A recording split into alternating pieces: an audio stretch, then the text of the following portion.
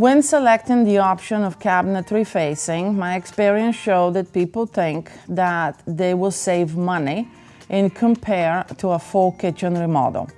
Yes, to a certain degree that is correct, but the options that you need to, or the things that you need to really evaluate will be the following. You keep your existing layout. So good or bad, it will stay the same. 2, you still have the age of the cabinets that you have. And by lifting and making the doors being the newer item only does not change the fact that this or that may be broken inside the cabinetry. 3, with new technology, there is new gadgets and new inserts that you may enjoy. Most of them are specifically made for the new cabinetry and not for cabinets that are, 20 or 30 year old. So with that said, you will be trying to force those inserts into the old box frame, and the results will not be pleasing.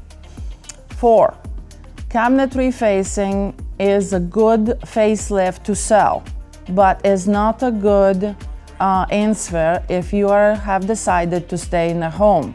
Trust me, you are going to save money, but not as much as you think.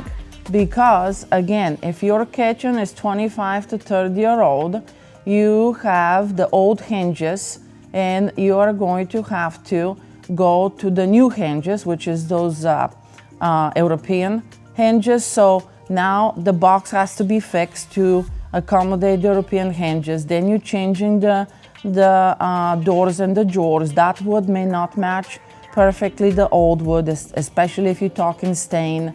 The grains for sure won't be the same. Nothing in that will be perfect.